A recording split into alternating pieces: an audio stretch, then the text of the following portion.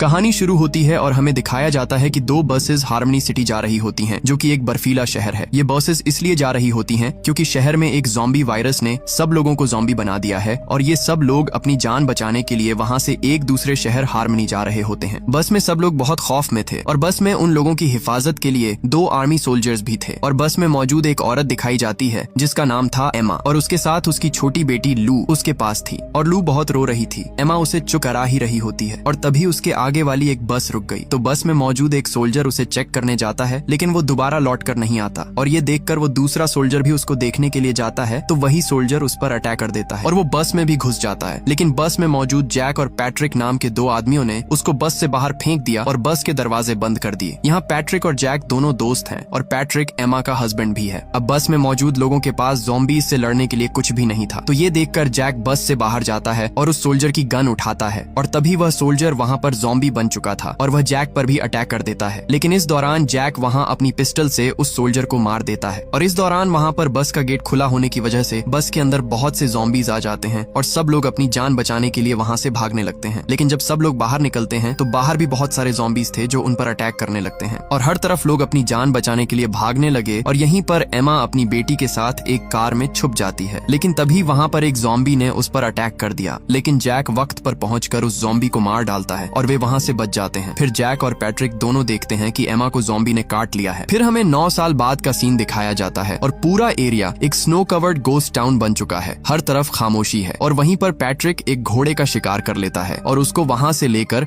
अपने टाउन की तरफ बढ़ रहा होता है और यहाँ पर अब जैक के साथ लू रह रही होती है। लू अब एक 9 साल की लड़की है। जैक और पैट्रिक दोनों एक दूसरे के नेबर थे। लू को ये लगता है कि उसका फादर जैक है, लेकिन असल में उसका फादर पैट्रिक है। अब इधर पैट्रिक उस घोड़े के गोश्त से अपने लिए खाना बना रहा होता है और अपने डॉग के साथ दोनों खाना खाने लगते हैं। अब घर में पैट्रिक बिल्कुल अकेला होता है, जिसकी वजह से वो अपने रेडियो में खुद से ही बातें करता रहता था और दूसरी तरफ जैक और लू अपने घर में खुशी से रह रहे होते हैं और जैक अपने घर के लिए खाना अपने टाउन के पास एक छोटी सी शॉप से लेकर गुजारा करता है। और जब सुबह होती है तो लू उस डॉग को, जो कि पैट्रिक का डॉग था, उसके लिए बिस्किट लाती है और उस डॉग के साथ खेलती है। अब जैक अपनी राइफल से वहाँ पर निशानेबाजी कर रहा होता है कि तभी लू उससे ये कहती है कि मैं भी ट्राई करूं, लेकिन लू को वह साफ साफ मना कर देता है। रात हो जाती है और जैक लू को एक बॉक्स देता है जिसमें उसकी माँ की पुरानी चीजें पड़ी होती हैं और ये सब देखकर वह बहुत खुश होती है और तभी वहाँ से उसे कुछ आवाज सुनाई देती है। असल में ये सॉन्ग उसकी बर्थडे का होता है, जो कि पैट्रिक ने अपने स्पीकर पर उसकी बर्थडे के लिए लगा दिया था और पैट्रिक ने लू के लिए एक केक भी बनाया था, लेकिन वह केक उसने अपने डॉग को दे दिया क्योंकि वह जानता था कि जैक उसे अपने घर नहीं आने देगा, इसलिए वह केक डॉग को खिला देता है। अब रात में जैक लू से कुछ बातें करता है और लू को ये बताता है कि जब तुम छोटी थी तो तुम्हारी मॉम इस दुनिया से चली गई। फिर लू जैक से ये भी पूछती है कि क्या ये मॉन्स्टर सच में होते हैं और जैक लू को ये बताता है कि सब मॉन्स्टर ठंड की वजह से मर गए हैं। और इसके बाद जैक और लू दोनों सो जाते हैं और रात में अचानक लू एक ख्वाब की वजह से उठ जाती है और तभी उसे बाहर एक ज़ॉम्बी दिखाई देता है, जिसकी वजह से वह बहुत डर जाती है और एक कोने पर छुप जाती है। और जब सुबह जब जैक लू को बेड पर नहीं देखता तो वह तुरंत सब घर में उसको ढूंढता है और तभी वह लू को एक बेड के नीचे छुपा देखता है। तो वह पूछता है कि तुम बेड के नीचे क्यों छुपी हुई हो? तो वह जैक को बताती है कि उसने रात को मॉन्स्टर देखा है। तो जैक ये कहता है कि वह एक सपना होगा क्योंकि सब मॉन्स्टर ठंड की वजह से मर चुके हैं। और लू यह भी कहती है कि अगर मॉन्स्टर मर चुके हैं तो आप मुझे बाहर क्यों नहीं जाने देते और सब घर में लॉक क्यों लगा कर रखते हैं? इस पर जैक लू को कोई भी जवाब नहीं देता है और तभी लू उस डॉग को बिस्किट खिलाने जाती है तो तभी वह वहाँ पर पैट्रिक को देखती है और पैट्रिक उससे बातें करता है और तभी वहाँ पर जैक आ जाता है और वह पैट्रिक पर गुस्से होता है और कहता है कि तुम दूर रहो लू से, और ये भी कहता है कि यहाँ से फौरन अपने डॉग को ले जाओ। फिर डॉग और पैट्रिक दोनों वहाँ से चले जाते हैं और एक शॉप पर जाते हैं जहाँ से पैट्रिक अपने लिए सामान लेता है और तभी उसे वहाँ पर एक फॉक्स दिखाई देता है जिसे एक ज़ॉम्बी खा रहा होता है तो वह तुरंत वहाँ से भागता है और इसी दौरान वहाँ वह एक पेड़ से टकरा जाता है और वह वहीं पर बेहोश हो जाता है। और जब उसे होश आता है तो वह अपनी आंख खोलता है तो ज़ॉम्बी उसके ऊपर खड़ा होता है और दूसरी तरफ जब जैक लू को गन चलाना सिखा रहा होता है तो वह ज़ॉम्बी की फायर की आवाज सुनकर वहाँ से भाग जाता है और पैट्रिक तुरंत जैक को ज़ॉम्बी से बचने के लिए बताता है तो वह ज़ॉम्बी पैट्रिक पर दोबारा हमला कर देता है और जैक फौरन लू को अपने घर के अंदर जाने के लिए कहता है। फिर जैक उस ज़ॉम्बी पर फायर नहीं कर पाता, जिसकी वजह से वो ज़ॉम्बी पैट्रिक को काट लेता है और तभी वहाँ पर पैट्रिक का डॉग आकर उस ज़ॉम्बी को उसके ऊपर से हटा देता है, लेकिन वो ज़ॉम्बी डॉग को वहीं पर मार देता है। तभी पैट्रिक उस ज़ॉम्बी पर फायर करता है जिससे वो वहाँ से भाग जाता है और दूसरी तरफ लू जैक से नाराज हो जाती है क्योंकि उसने उस ज़ॉम्बी पर फायर नहीं किया, जिसकी वजह से वह डॉग मारा गया जिस डॉग से लू प्यार करती थी। पैट्रिक उस डॉग को अपने घर ले आता है और तभी वह देखता है कि उसे ज़ॉम्बी ने काट लिया है तो वह अपने आप को गोली मारना चाहता था, तभी उसकी याद में आयमा आती है जहाँ पर ज़ॉम्बी ने आयमा को इन्फेक्ट कर दिया था और इसीलिए पैट्रिक ने उसका हाथ काट दिया था, इसलिए वह अपने आप को मार नहीं सकता। और तभी उसे रेडियो पर किसी की आवाज सुनाई देती है और एक आदमी उसे यह कहता है कि तुम कहाँ पर हो। आगे से पैट्रिक कहता है कि मैं हार्मनी में हूँ। फिर पैट्रिक उस आदमी को यह बताता है कि उसे उस ज़ॉम्बी ने काट लिया है। तो वह आगे से पूछता है कि तुम्हारी मदद किसी ने नहीं की। तो पैट्रिक बोलता है कि उस वक्त जैक वहाँ पर था। तो वह आदमी कहता है कि उसने ये गलती की है, जैक को यह नहीं करना चाहिए था। और सुबह हमें दिखाया जाता है कि जैक अपने घर के सभी दरवाजों को अच्छी तरह लकड़ियों से बंद कर रहा होता है। तभी वो देखता है कि पैट्रिक अभी तक ठीक है, वो अभी ज़ॉम्बी नहीं बना। तो ये देखकर उसे यकीन नहीं आता। अब लू जैक से जिद करती है कि उसे अपनी मॉम के लिए कुछ फूल चाहिए। तो जैक आगे से मना करता है कि हम बाहर नहीं जा सकते। तो लू कहती है कि मैं खुद ही ले आऊंगी। इसलिए जैक उसकी बात मान जाता है और वो उसके लिए फूल लेने चला जाता है। और रास्ते पर उसे पैट्रिक का गिरा हुआ गिफ्ट मिला जो कि पैट्रिक ने लू के लिए लिया था। फिर जैक आगे निकल पड़ा और रास्ते में उसे एक सुनसान घर मिला जिसमें कोई भी नहीं था और उसे वहाँ से कुछ फूल मिल गए। दूसरी तरफ पैट्रिक घर में बैठा होता है और तभी उसे रेडियो से उस आदमी की आवाज सुनाई देती है जो उसे ये कह रहा था कि तुम उस जैक को मार दो क्योंकि जैक ने उसकी मदद नहीं की। लेकिन पैट्रिक उसे साफ साफ मना कर देता है। अब जैक घर आकर लू को वो फूल देता है और लू ये फूल देखकर बहुत खुश हो जाती है और कुछ फूल अपनी मॉम की पिक्चर पर रख देती है और कुछ फूल घर से बाहर लेकर उस डॉग की कब्र पर रख देती है। और उसी दौरान वहाँ पर वो ज़ॉम्बी आ जाता है और लू पर अटैक करता है। लेकिन वहाँ पर जैक आ जाता है और उस ज़ॉम्बी को मारने लग जाता है और जैक को भी वो ज़ॉम्बी इंजर्ड कर देता है। लेकिन जैसे तैसे करके जैक ने ज़ॉम्बी को मार मार कर बेहोश कर दिया। फिर जैक लू के पास गया और इसी दौरान वो ज़ॉम्बी दोबारा उस पर हमला करने वाला होता है कि पैट्रिक उस ज़ॉम्बी पर फायर करके मार देता है। अब रात में जब जैक को होश आता है तो उसे घर में लू नहीं मिलती। तो वो लू को ढूंढने के लिए पैट्रिक के घर आ गया जहाँ पैट्रिक ने उस ज़ॉम्बी के दोनों हाथ काट कर उसे बांध रखा था। पैट्रिक जैक को ये बताता है कि हमें ये लग रहा था कि ये ठंड की वजह से मर जाते हैं, लेकिन ये लोगों ने ठंड में भी सर्वाइव करना सीख लिया है जिससे अब ये ठंड में भी रह सकते हैं और ये अपनी आंखों से बिल्कुल नहीं देख पाते और अब इनकी सुनने की शक्ति ज्यादा हो गई है। पैट्रिक जैक से कहता है कि मुझे इसके काटने पर इसलिए कुछ नहीं हुआ क्योंकि हम नेचुरली इम्यून हैं, इसलिए अब इनके काटने से हमें कुछ भी नहीं होगा। यहीं पर जैक बहुत उदास होता है क्योंकि लू अभी तक उसे नहीं मिली। लेकिन तभी वहाँ एक कमरे से लू आ गई और ये देख जैक बहुत खुश हो जाता है और जैक लू को वापस अपने घर में ले जाता है। अब रात में जब पैट्रिक अपने घर में होता है तो तभी लू रेडियो पर उसे बात करती है और उसे कल रात अपने घर में डिनर करने के लिए इनवाइट करती है। अब उस रात पैट्रिक लू के घर पर आता है लेकिन लू उसे पहचान नहीं पाती क्योंकि उसने अपनी हालत चेंज कर ली थी और फिर लू खुश होकर पैट्रिक के गले लग जाती है। अब जैक ने भी पैट्रिक को वो गिफ्ट दे दिया था जो कि रास्ते में उसे गिरा हुआ मिला था। फिर पैट्रिक लू को वो गिफ्ट देता है और लू यह देखकर और भी खुश हो जाती है। अब रात में जैक, पैट्रिक और लू डिनर कर रहे होते हैं। इसके बाद पैट्रिक लू को कुछ कहानियां सुनाता है और लू उसकी गोद में सो जाती है। फिर जैक पैट्रिक से कहता है कि तुम्हें हमारी मदद करनी होगी जिससे हम सब इन ज़ॉम्बीज से बच सकें। तो पैट्रिक आगे से कहता है कि क्यों नहीं, मैं तुम्हारी मदद के लिए तैयार हूँ। और पैट्रिक जैक से कहता है कि मेरे पास एक ट्रक है जिससे हम यहाँ से निकल सकते हैं। लेकिन जैक पैट्रिक को मना कर देता है और ये कहता है कि नहीं, हमारे लिए ये जगह सही है। और फिर पैट्रिक वहाँ से चला जाता है। इसके बाद सीन फ्लैशबैक में दिखाया जाता है कि पैट्रिक अपनी वाइफ के ना होने की वजह से अब ड्रिंक कर रहा होता है। असल में पैट्रिक इसलिए ड्रिंक करता है क्योंकि वह अपनी वाइफ को ज़ॉम्बी बनने से बचा नहीं सका, इसलिए वह ड्रिंक करने लगा था। तभी वहाँ पर जैक आता है और ये देखकर वह पैट्रिक को बहुत मारता है और लू भी वहाँ पर अकेली रो रही होती है, इसलिए जैक लू को वहाँ से अपने घर ले जाता है। अब अगली सुबह जैक और लू पैट्रिक के पास आ जाते हैं। अब जैक, पैट्रिक और लू वहाँ एक शॉप पर आ जाते हैं जहाँ से वो पहले अपना खाने का सामान लिया करते थे। सामान लेने के बाद जब वो बाहर आते हैं तो लू वहाँ पर एक औरत को देखती है और पैट्रिक उसके पास आता है तो वह बहुत डरने लगती है और पैट्रिक उसे वहाँ से अपने घर ले आता है। और अब लू अपने सवा उस घर में दूसरी लड़की को देखकर बहुत खुश हो जाती है। अब उस लड़की को होश आता है और वह ये बताती है कि वह 1 साल तक इस इलाके में ही छुपी रही। उसके पेरेंट्स और उसका भाई भी वहाँ थे और जब वह अपनी जान बचाने के लिए दूसरी तरफ निकल पड़ी तो तभी रास्ते में उसके पेरेंट्स और उसका भाई ज़ॉम्बीज से मारे गए। तभी उस लड़की को उस ज़ॉम्बी की आवाज सुनाई देती है तो वह पैट्रिक की गन लेकर वहाँ से बाहर आती है और उस ज़ॉम्बी को हेडशॉट कर देती है, जिससे पैट्रिक को यह पता चलता है कि ज़ॉम्बी को हेडशॉट करने से मारा जा सकता है। तभी उस ज़ॉम्बी ने मरते वक्त अपनी आवाज से बाकी सब ज़ॉम्बीज को बुला लिया था और इस वजह से जैक और पैट्रिक अपने घर के दरवाजे और खिड़कियां बंद करने लग गए और घर में रखे कुछ हथियार भी तैयार करने लगे जिससे वो उन ज़ॉम्बीज को मार सकें। अब ज़ॉम्बीज उनके घर के आसपास आ जाते हैं और यह सब देखकर जैक लू को घर के बेसमेंट में छुपाकर बेसमेंट का दरवाजा बंद कर देता है। दूसरी तरफ सभी ज़ॉम्बीज घर के चारों कोनों में से घर में घुसने लगते हैं और तभी एक ज़ॉम्बी लू के पास आ जाता है और पैट्रिक लू को बचाने के लिए दरवाजा खोलता है। तभी वह ज़ॉम्बी उस पर हमला कर देता है और जैक भी वहाँ सब ज़ॉम्बीज को शॉट कर रहा होता है। दूसरी तरफ वह लड़की घर में म्यूजिक को फुल वॉल्यूम में चला देती है जिससे उन ज़ॉम्बीज को दर्द होने लगता है और इसका फायदा उठाकर वह लड़की भी उन ज़ॉम्बीज को मारने लग जाती है। अब जैक भी सभी ज़ॉम्बीज को मार रहा होता है। अब लू रेडियो के पास आती है और उसे एक आवाज सुनाई देती है जिस पर कहा जाता है कि स्प्रिंग फॉल एक सेफ जगह है जहाँ ज़ॉम्बीज से बचा जा सकता है। अब पूरे घर में म्यूजिक बंद हो जाता है क्योंकि जनरेटर में फ्यूल खत्म हो जाता है और वे ज़ॉम्बीज फिर से पूरे घर के अंदर दाखिल होने लगते हैं। दूसरी तरफ लू सबको यह बताती है कि रेडियो ट्रांसमिशन में यह कहा गया है कि स्प्रिंग फॉल एक सेफ जगह है जहाँ पर इन ज़ॉम्बीज से बचा जा सकता है, जो कि यहाँ से लगभग 50 मील दूर है। पैट्रिक जैक से ये कहता है कि मैं इन्हें घर से दूर लेकर जाता हूँ और जब रास्ता साफ हो तो तुम ट्रक तक पहुँच जाना, लेकिन उसे स्टार्ट मत करना जब तक मैं सिग्नल न दूं। अब पैट्रिक ने घर से एक फ्लेयर ली और लू से ये कहता है कि यह सब खत्म होने के बाद चाहे कुछ भी हो जाए तुम रात को दांत ब्रश करके सोना। उसके बाद पैट्रिक एक फ्लेयर और गन लेकर घर से बाहर जाता है और सब ज़ॉम्बीज को वहाँ से दूर करने लगता है और दूसरी तरफ जैक, लू और वह लड़की वहाँ से निकलकर ट्रक में दूसरी तरफ निकल जाते हैं। इधर पैट्रिक के पास बहुत ज्यादा ज़ॉम्बीज आ जाते हैं और सभी ज़ॉम्बीज ने पैट्रिक को काट लिया और इसके बाद वहाँ पर फ्यूल गिरने की वजह से वहाँ एक ब्लास्ट होता है जिससे सभी ज़ॉम्बीज और उनके साथ पैट्रिक भी अपनी जान गंवा देता है। वहीं दूसरी तरफ जैक हार्मनी से निकल चुका होता है और जब वह एक जगह पर आकर रुकता है तो उन्हें एक उगता हुआ सूरज दिखाई देता है और यह मूवी यहीं पर एंड हो जाती है।